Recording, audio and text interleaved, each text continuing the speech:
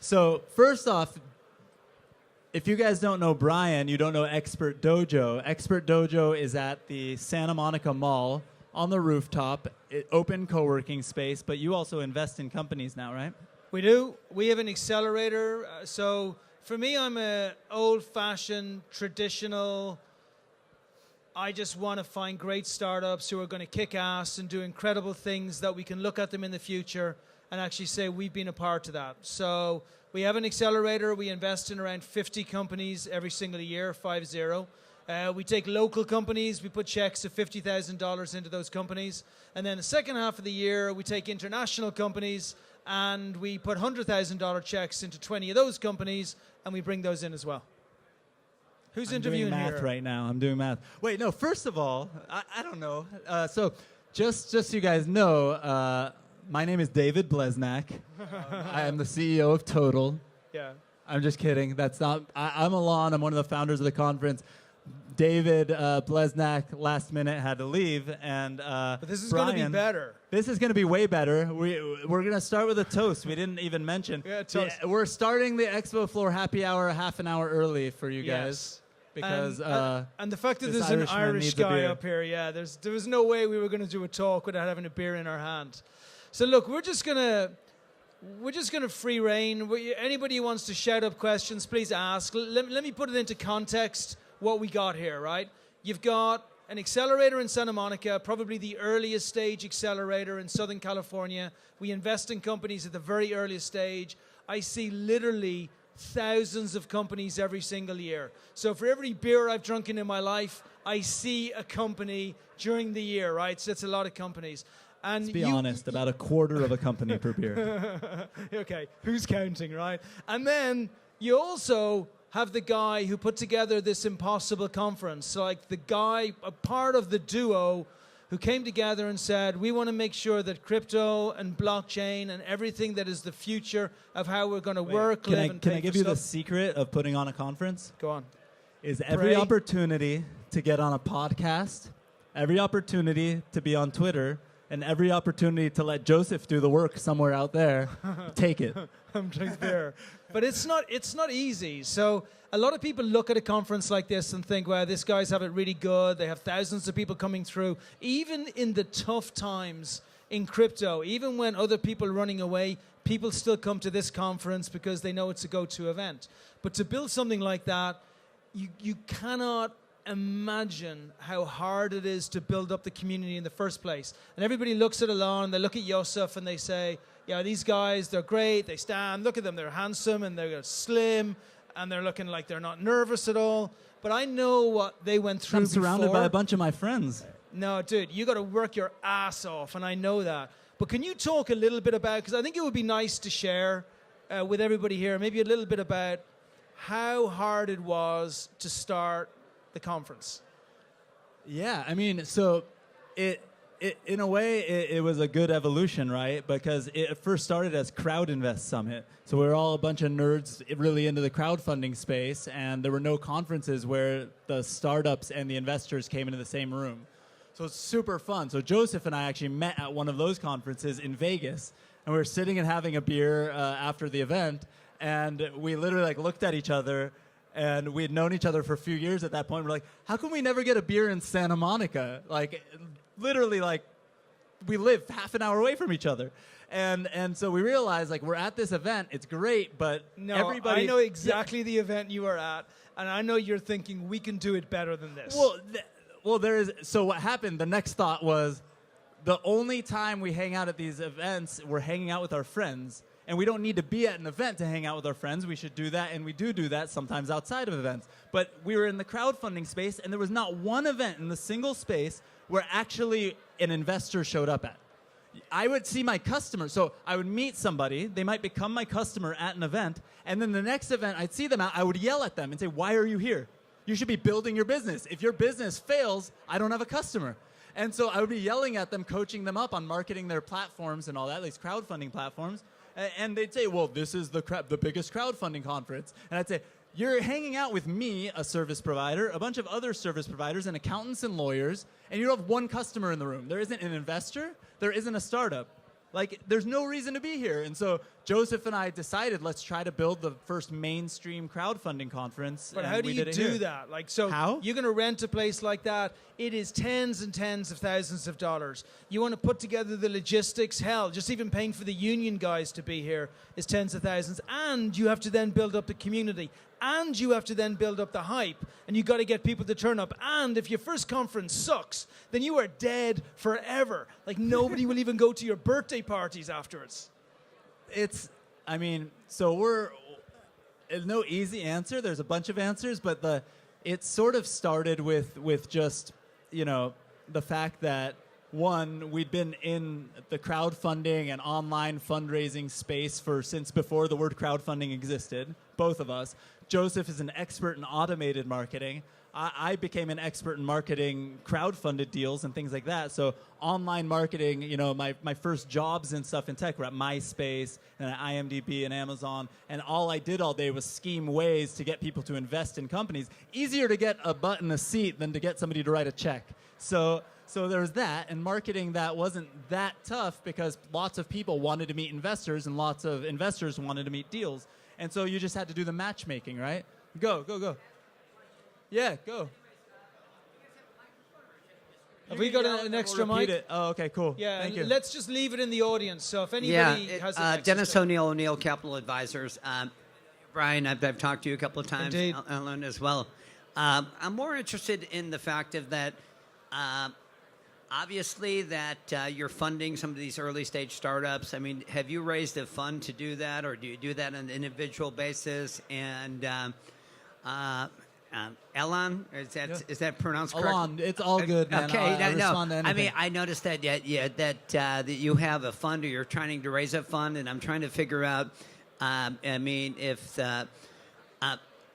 If how you raise your capital. I mean, and then how you deploy your capital, and then and what basis is that happening? Cool. Shall I go first? So, I want to give the long story if I can, right? It's I'd love it. I'm Irish too. Yeah, it's like the minute and a half story. We don't have anything else other than the long story, right?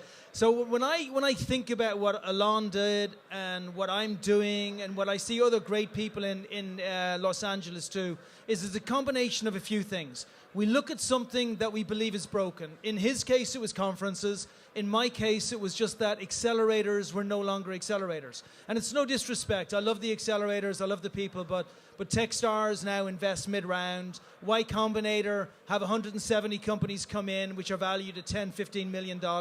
500 startups are the same. There's nothing wrong, but they moved away from the early stage space because they were afraid that conversion was too low, right? And they would lose their LPs. So very, very valid reasons, but still startups are fucked because they're never going to get funding at the stage of concept or idea. And I felt that allowing for what was happening in LA, it offered up a really good opportunity.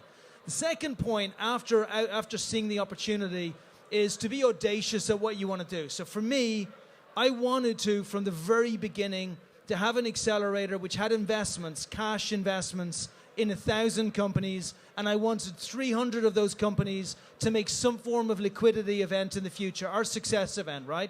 I don't care if they're ones or twos. Like, if we get a unicorn, it's fine. I don't expect one. I don't look for one. We don't go out and advertise for them. But I wanted to show that we could actually start following some philosophies that were doing really well in other countries. So like Israel, for example. You look at Yossi Vardi, invested in 85 companies, 35 exits. Look at the 8200 accelerator. They kick ass over there. So I wanted to follow that principle. So the second I was having an idea, which is an audacious idea about what you want to build. And then the third thing is you just fucking work your ass off. Like at the beginning, I had a mentorship group. That was it. And we just did the same as Alon. I realized that startup wanted to meet founders. We did these awesome events in the Victorian. And then afterwards, I connected with everybody. And within 2 years, I was the most connected person in LA.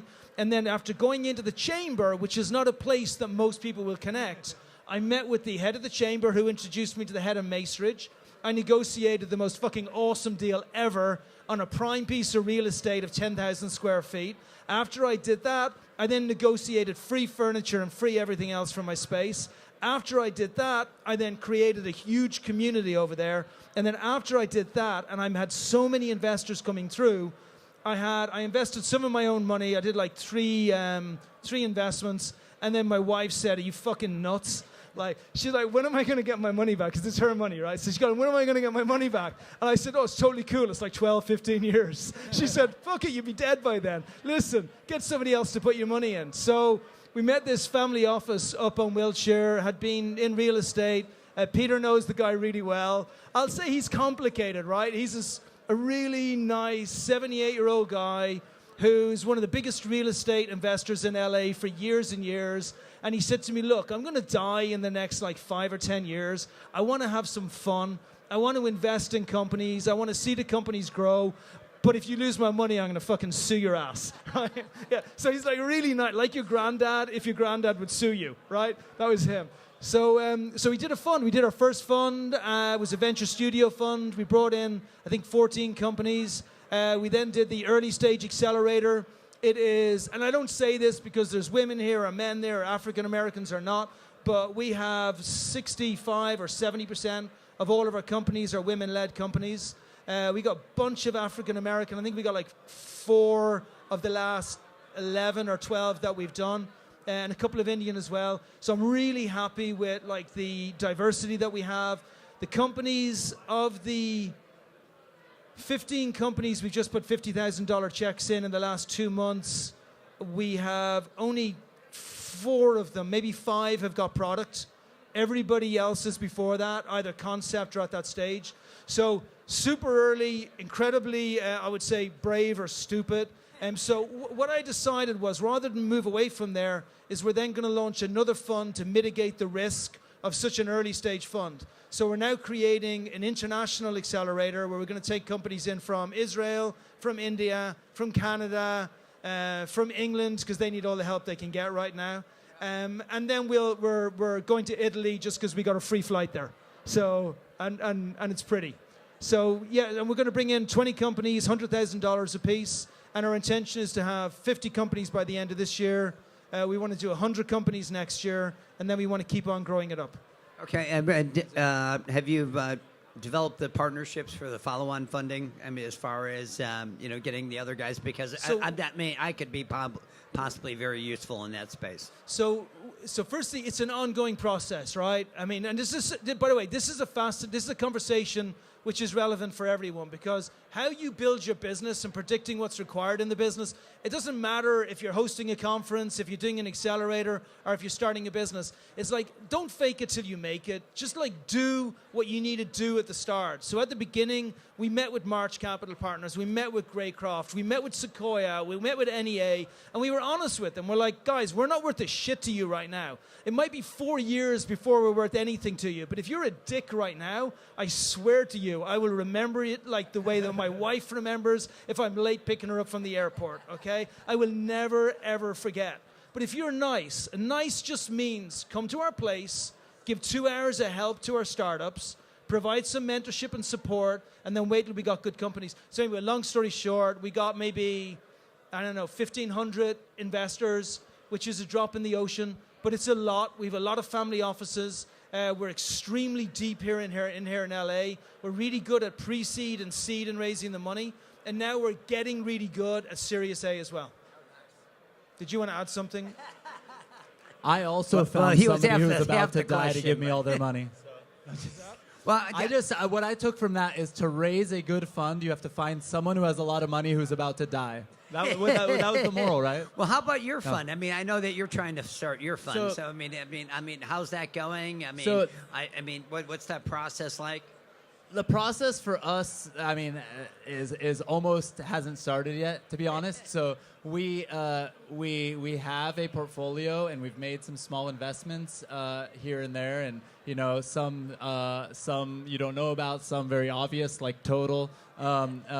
And what we are going to be announcing soon, you'll find some details about. But technically, what we've always done until now is basically use our platform to add a disproportionate amount of value to those companies in a way so that our small checks, because they're personal ones, and running conferences isn't very lucrative from an income perspective once you take care of all the bills that Brian was talking about earlier.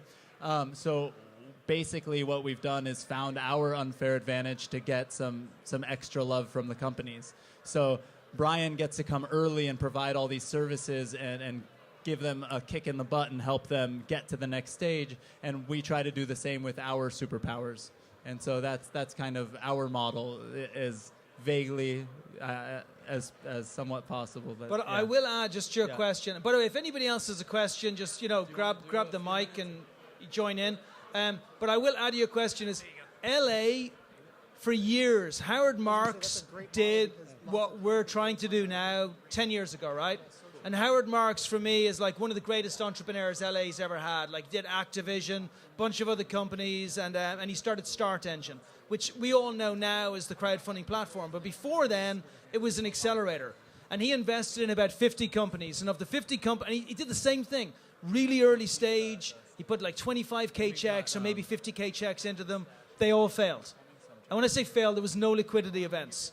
So what's the difference between us, with 23 investments a year ago, we got 8 of our companies going at Series A already. We got 1 company going public this year. No companies have failed so far. We are so pumped about the environment like never before, and Howard's failed. It has nothing to do with me or Howard. It has to do with the place we're in right now. And it may feel like with crypto and blockchain, we're going through a bit of a tough time, and we're having to fight our way back through again. And it's not a bad thing, because the really great companies will survive. But for me, it's what we have here in LA is a unique time like never else before. We have our kids are staying in college down here. They're not going up north anymore. We have better startups. I have never seen better companies than I've seen over the last 6 months in LA. We have more investors coming down here from San Francisco than ever before. And I'm talking in the last 2 weeks, I have met at least 10 investors. And actually 7 of them are women investors, all LPs or GPs coming from San Francisco down here because the bullshit that's been going on in SF is just gone too far. So we're in this place where we got mingling cultures, we got Hollywood, we got investment, we got great startups, we got a time in motion. Seriously, I don't care like how old anyone is. I'm 49 years old. This is the year to make money, or at least lay the foundation to make a hell of a lot of money. But we all got to make sure that all of these people who are around us, like everyone who's here, that we find out those people who are going to be most beneficial to our network and those people that we are going to be most beneficial to them. We do that, and then there's coin out there. Dude, I'm stoked. I'm fucking stoked. I am. And it's not just the beer. Keep going. Yeah, I was like, this is it. Like, it really is. I will take an analogy and you give her the mic. Do you have the mic still? Hand her the mic behind you. We're gonna it's so hilarious. I know him on Twitter by Fishy Guts, but I already forgot your real name. Brian, another Brian. That's how I'll remember. Ryan. Right, he's a Ryan. Oh, Ryan. So Ryan Fishy Guts is going to, in between us and the next few podcasts, give us a few minutes on blockchain gaming, which will be really interesting and cool. But no, what I was going to say, that's also analogous to the crypto space. Not as much, San Francisco versus LA, but this the winter that we're in right now has created for investors much more sane valuations for companies who are way further along.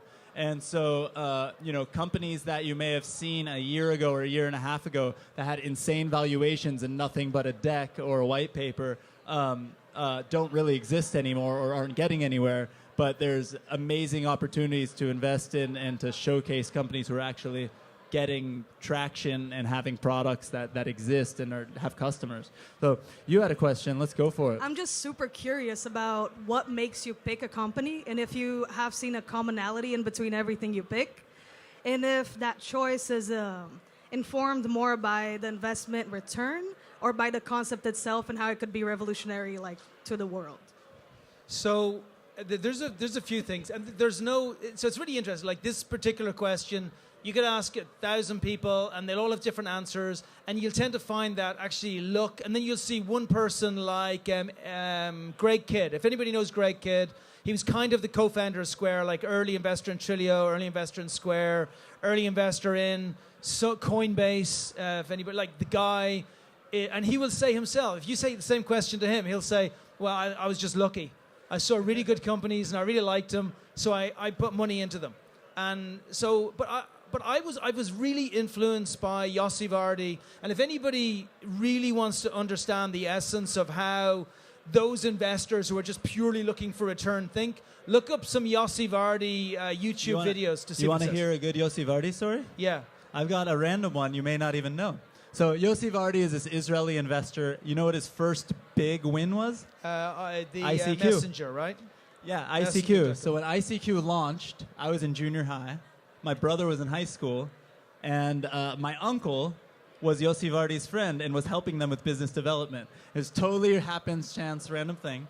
And we went on their website, and he introduced us. And we were like in the first few hundred of users, and we were interfacing, sending emails back with the founders, and they were offering to give us any. At the time, you didn't even have a unique like username; you had a number.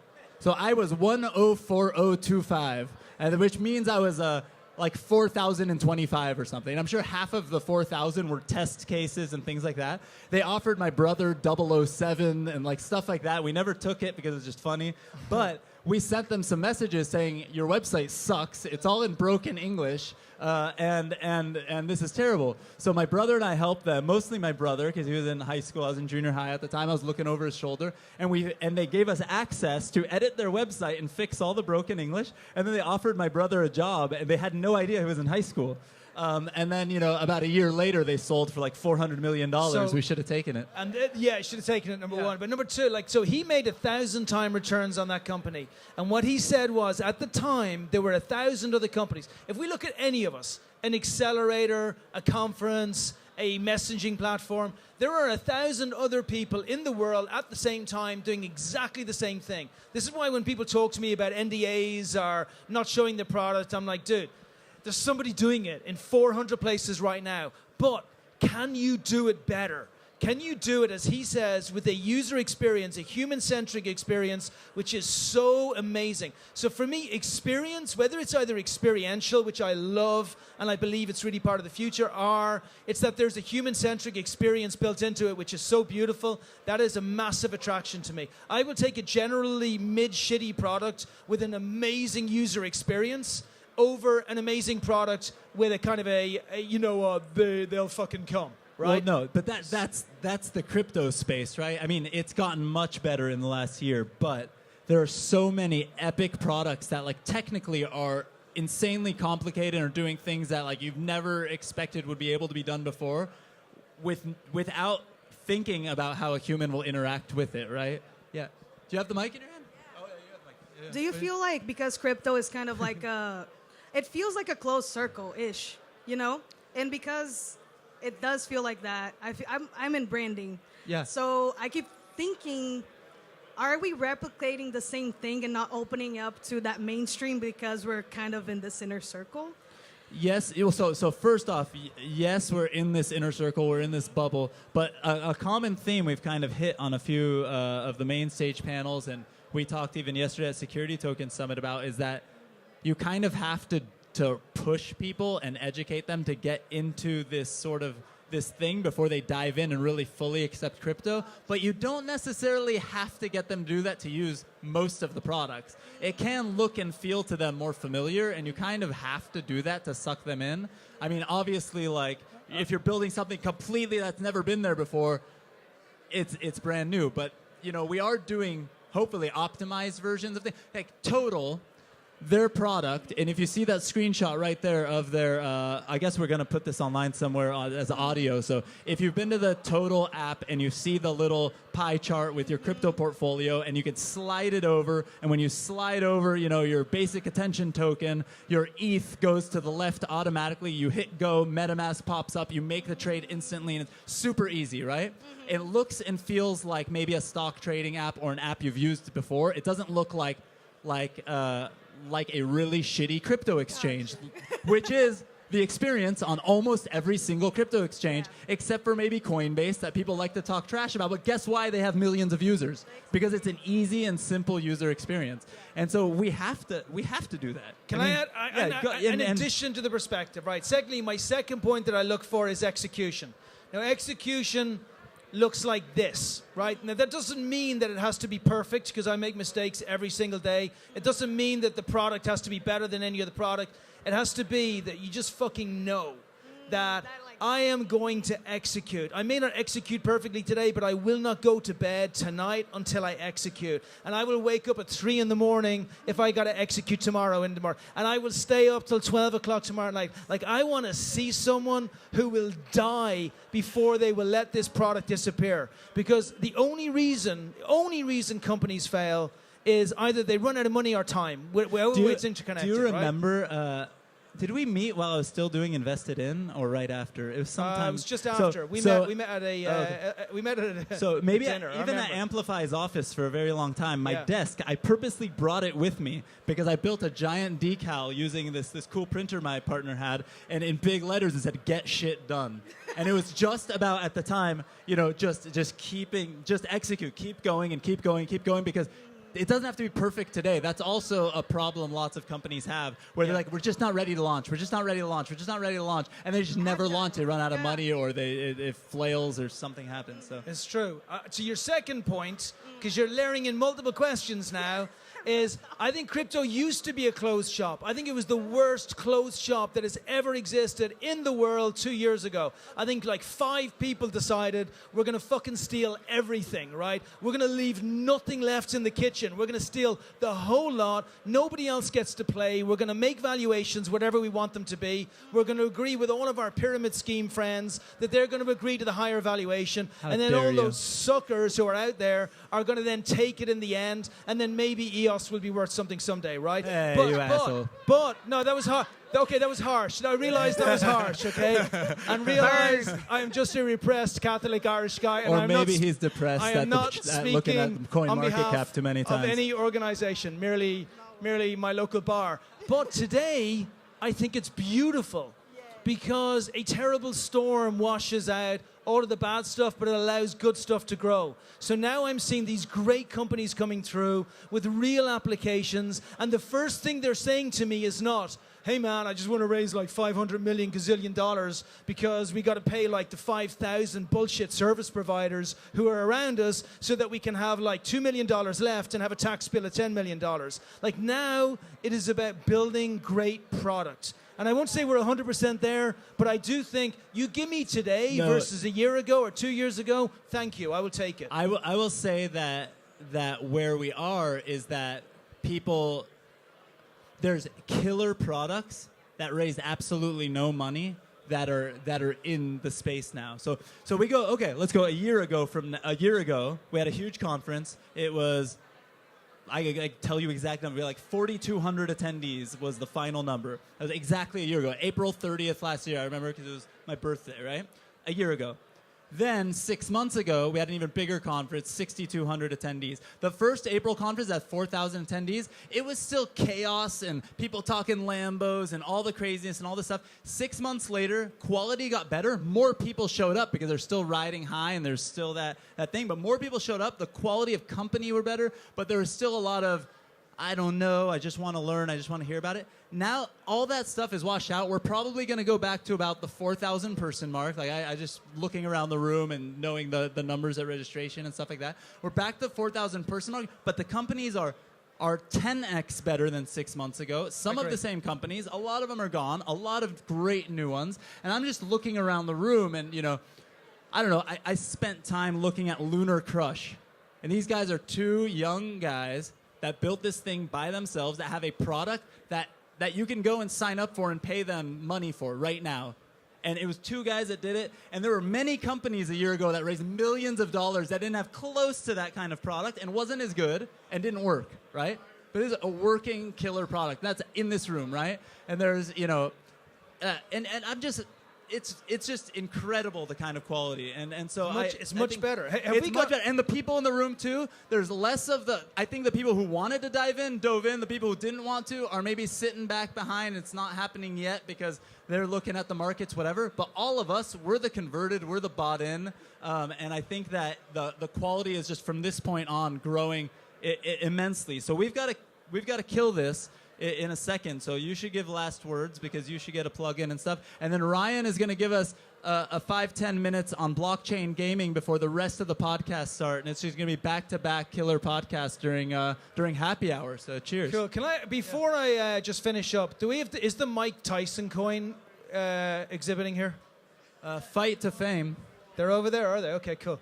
Awesome. That's it? That was your last final Well, words? it depended what the answer was, really, as to how I was going to play that particular conversation. So it's cool. Glad they're here. So, okay, so I want to say, look, first, for me, I just want great companies. Like, I'm at a place in my life, I'm blessed. I mean, I'm blessed. Like, I wake up at 4 in the morning and I see awesome companies doing incredible things which are changing the world. Like, we look back at stuff that happened 1,000 years ago and 2,000 years ago and say, wouldn't it have been cool to be involved in that? And we are right in the heart of it today. So I'm blessed. And I heard this. I want to leave you with something which I actually heard at ArcView, which is a cannabis conference. And they got way too many investment bankers over there. But I heard one beautiful term, which I really like, which encapsulates everything that I do and why I love seeing this conference move on. And it's called the real death. Who's heard about the real death? Okay, starts off a bit depressing, and then it's going to get a little bit happier, right? So when the real death comes is like, imagine like our normal death is we die, and we all know we're going to die, and it's going to happen someday, and it's kind of a thing, right? The real death is when every single person who has ever known us has forgotten we existed, either because they're gone or because they don't know us anymore, or they're here, or they've forgotten us so that they've gone, right? So it's at a point in time where we almost didn't exist. Like, it's really, if we think about it, the real death is no different to before we were born. We cease to exist in any meaningful way in anyone at all. So the beautiful thing about creation, about bringing something to the world that is lasting, and not some hype, not some $30 billion company, which is not going to mean anything to anyone, but something that really changes the world, is that we get to have a legacy that actually means something. So my appeal to you is not to plug me, like I don't give a shit about Expert Dojo. We give money to people, people are going to come in, and as long as we keep on doing a good job and making sure that we get companies to a liquidity event, they're going to keep coming to us. This is about you. Just take this away from the conference and make sure that you avoid the real death. Make sure that you build something incredible and beautiful and that you bring it to the world, and then you fight your asses off to make sure that it stays there and it never disappears. And that's it. That's all I got for you.